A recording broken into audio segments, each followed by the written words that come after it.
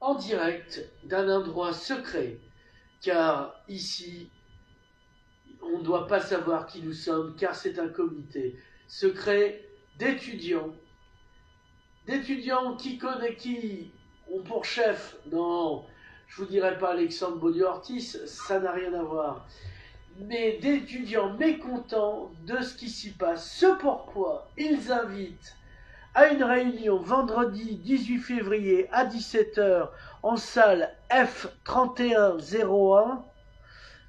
On vous redonnera. Et ni oubli ni pardon, luttons ensemble, l'Assemblée Générale, casse de l'université publique, précarité étudiante, et il n'attaque pas Madame Pécresse, celle qui à l'époque a fait la loi d'autonomie. Alors Alexandre, Thomas et Dylan, vous êtes là, pourquoi? Très fort. Et bonjour déjà. Nous aujourd'hui on est ici pour porter des revendications qui sont qu'à la suite du Covid-19 et de la crise qui a mis en lumière la précarité étudiante et tout un tas de problématiques qui se posent et qui étaient mises sous le tapis depuis quelques années.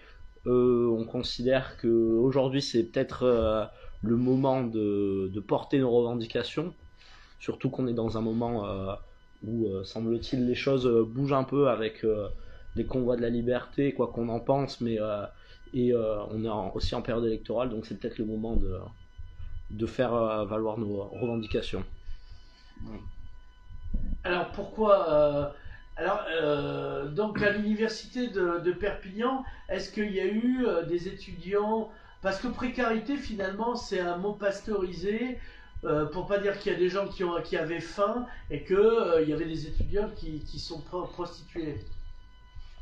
Mais ça, c'est en tout cas pour les étudiants qui ont faim et qui n'ont pas leurs moyens pour s'acheter de quoi se nourrir, c'est quelque chose de très courant. Parce que la conséquence directe, c'est ça. Des gens qui ont faim et les femmes se prostituent. Voilà. À mes connaissances, par exemple, sur la cité universitaire surtout, c'est très régulier qu'on a besoin d'appeler à des aides pour des étudiants par rapport à leur précarité. Et ça a commencé encore pendant le Covid, où il y a eu des différentes associations qui venaient faire des banques alimentaires. Et ça s'est régularisé. Et donc maintenant, chaque semaine, il y a le secours populaire qui vient à la cité universitaire. Et on voit toujours des gens qui viennent demander de la nourriture au secours populaire. Puisque leurs moyens propres, je suppose, ne leur suffit pas pour pouvoir s'acheter de quoi manger au magasin. Mais de fait, en fait, ça rentre dans une problématique qui est quand même beaucoup plus large et ça touche pas uniquement l'université de Perpignan. Il faut quand même remettre en contexte ces faits parce que même avec des chiffres, aujourd'hui, si on prend les statistiques, les étudiants sont la catégorie socio-professionnelle, si on peut appeler ça comme ça, dans la société. Sociale, ça ira. Ouais, sociale. Sociologique, si monsieur veut faire dans l'université. Voilà. Non, mais c'est la catégorie qui est le plus pauvre en France aujourd'hui. Un étudiant sur 10 vit sous le seuil de pauvreté et c'est assez marquant en fonction des différentes villes ou quoi. Il y a évidemment des différences, mais on trouve que. Est-ce qu'après vous pourrez me fournir des chiffres locaux pour que les gens aient bien en tête parce que là on donne pas de chiffres, mais voilà, les statistiques ne saignent pas, mais quand même c'est bien d'en avoir. Effectivement, ouais, on pourra faire ça tout à l'heure. Donc, alors qu'est-ce que vous allez dire vous comptez drainer beaucoup de gens? C'est pour savoir combien de cars de police il faut que je mobilise pour vous faire arrêter. Oh, je pense qu'il y en aura même pas besoin d'un. Non, je pense que Parce que voilà, est-ce que votre message est déjà pressenti chez les étudiants? Parce que il peut y avoir comme ça un état de précarité fort, mais individuellement ils pensent qu'ils sont tout seuls, donc ils peuvent pas se rassembler. C'est-à-dire que là on vient de commencer le travail de communication, et d'ailleurs c'est dans ce cadre-là que s'inscrit cette interview, mais au-delà de ça, l'objectif déjà de cette première assemblée générale, c'est déjà de réussir à rassembler des gens qui sont prêts à bouger, à mettre en place des choses, afin de créer par exemple un comité de mobilisation qui, à la suite des assemblées générales et des décisions, des positions qui auront été votées en commun. Vous voulez une fois rassemblé, interpeller qui? La préfecture, le président de l'université, la mairie de Perpignan. Tous les acteurs publics qui peuvent en fait agir sur la fonction d'étudiants. Il y a pas déjà des syndicats qui préexistent, notamment je pense à Alexandre Bodiou-Ortiz qui défend vaillamment les droits des étudiants ou d'autres. Non. Non, de fait, non. Non. De fait, ouais, enfin, il n'y a pas de syndicat sur la fac de Perpignan, donc c'est pour ça Il n'y a pas des élus étudiants. Bah, Si, mais Alors ils sont morts, il se passe quoi, comme dirait c'est-à-dire que ça rentre dans aussi genre dans des contextes qui sont un peu particuliers, c'est-à-dire que effectivement un élu étudiant peut porter en fonction de son conseil dans lequel il est élu des problématiques ou quoi, mais un élu étudiant tout seul isolé ne peut pas tout faire, c'est-à-dire que sur la fac de Perpignan les élus ne sont pas formés à porter des revendications, les élus n'ont peut-être pas les sensibilités que nous on a. Oui, et les sensibilités de droite, non, de gauche plus qu'avéré, mais voilà, en fait il y a beaucoup de... il y a également, nous connaissons certains élus qui soutiennent notre idée, mais ce n'est pas facile pour eux, vu que c'est des élus minoritaires, de pouvoir on appelle ça réellement... des élus communistes. Non, ils sont pas communistes. Ils sont pas communistes apparemment. Merde, c'est dommage. Quelle Ouais, tristesse. et alors comment vous pouvez... Est-ce que par exemple, moi j'aime bien votre affiche, dont je ferai la photo en vrai après. Si vous en faites des t-shirts, vous pourrez, et des meubles, vous pourriez financer la cause et la révolution. Donc, dans le capitalisme, on fait comme le capitalisme, comme on disait avant. Des braquages de banque. On peut, Ça ouais, t'évitera, ça me Joseph semble bien. Tugavili, de faire des braquages de banque, ouais. mais même si après ça marchait. Faudra regarder. Déjà, Regardez ça. avant Donc, de... concrètement, qu'est-ce que vous avez à... Parce qu'il y a deux discours différents. Il y a un discours aux étudiants quand vous les verrez le jour de la réunion, à savoir vendredi 18 à 17h, à la salle F310A. F310A. Et il y a, une fois que vous serez rassemblés, que vous direz, nous on représente tant de personnes, quand vous aurez les acteurs publics en face de vous. C'est pas le même discours. Effectivement, c'est-à-dire qu'il y a au niveau des étudiants, il faut qu'on parle, il faut qu'on discute avec eux de manière à ce qu'on leur dise qu'effectivement, s'il y en a qui ont des soucis, ne serait-ce que pour rentrer, de quoi manger dans leur frigo, il faut leur dire qu'ils sont pas tout seuls et qu'effectivement, de manière plus globale, c'est qu'il y a un problème dans le système aujourd'hui Vous voulez universitaire. instiller une conscience de classe, comme on disait. Ouais, Ouais. comme on dit peut-être, ouais, effectivement, mais qui, je pense, manque à Perpignan. Et surtout, même au-delà de ça, il n'y a pas que ces thématiques-là. Il y a aussi les thématiques pédagogiques. Quand on voit les discours de Macron sur l'université qui parlent finalement de privatiser l'université et dégager tous ceux qui n'en ont pas les moyens, moi je trouve ça complètement Ah oui, il honteux. veut faire payer l'université Mais s'il est réélu. Mais il y a Comme tout ça, et même, Zemmour, il y a pas de problème. et même quand il y a, même quand on est inscrit dans les 5 ans du mandat Macron, il y a plein de choses qui sont dégueulasses qui ont été faites, notamment la LPPR ou alors l'augmentation des frais d'inscription Alors, pour les étudiants LPPR, étrangers. Maurice, si tu dis LPPR, En gros, c'est une loi qui a été renommée d'ailleurs après la LPR. des acronymes. s'il vous Alors, plaît. la loi de programmation pluriannuelle de la recherche, Merci. et c'est une loi qui en gros a changé le système de financement des universités pour mettre en avant Qui date de quand? qui date de Parce que 2019. déjà, la loi d'autonomie. Elle date de 2019-2020, donc il me semble Mais début c'est comme 2020. pour l'hôpital, fondamentalement, on a fait à l'université française ce qu'on a fait à l'hôpital français. De C'est fait, le même pour les mêmes raisons. Vous êtes capitaliste, vous n'êtes pas capitaliste, eux oui. Mais voilà, ça s'inscrit dans tout ce parcours-là qui d'ailleurs remonte pas que à Ce que Emmanuel t'essayes Macron. ils ont fait à l'université française ce que la femme a fait à son mari, donc c'est une université déconstruite. Oui.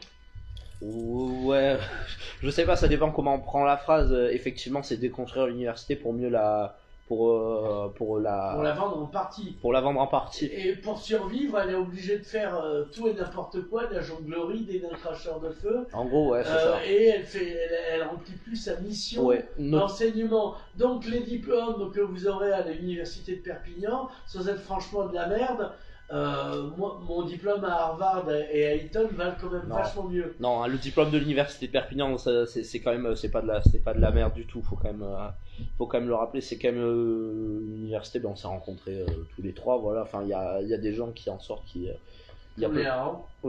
c'est comme dans toutes les universités, il y a des points positifs, des points négatifs. Ouais. Mais si on voulait inscrire ça dans une logique plus locale, c'est vrai que nous on a été particulièrement touchés à l'université de Perpignan par l'augmentation des frais d'inscription pour les étudiants étrangers. Ouais. Qui quand même l'université de Perpignan est une fac où il y a beaucoup On a d'étudiants toujours étrangers. vécu sur dos des étudiants Ça n'a étrangers. donc c'est pour ça que l'université avait refusé à plusieurs reprises l'augmentation des prix, parce que la fac ne peut pas se passer des On étudiants en est à étrangers. combien de ratio? Parce qu'à un moment donné, c'était un cinquième de.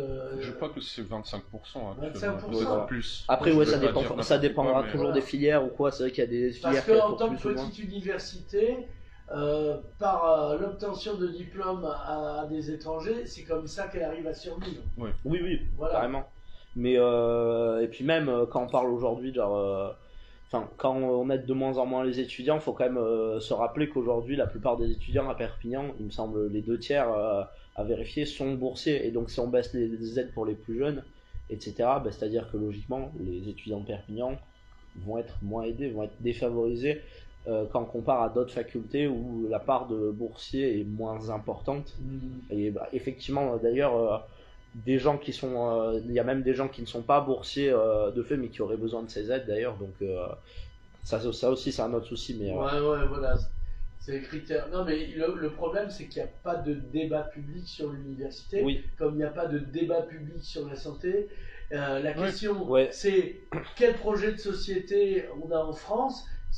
L'élection présidentielle devrait être le moment particulier où on repose la question quel projet de société on a ensemble, et du coup, de ce qui en découle, quel contrat social. Mais évidemment, tant qu'on ne posera pas ces questions essentielles sur la table, on aura toujours des bruits de gaz et d'intestin politique, et rien de plus. Ouais. exactement. Et tel est le but de notre assemblée générale, c'est d'assembler les étudiants pour que Pour défendre nos intérêts tous ensemble. et pour que ça devienne visible.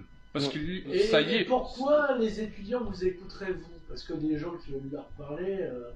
Que quelqu'un d'autre se mobilise alors à Perpignan.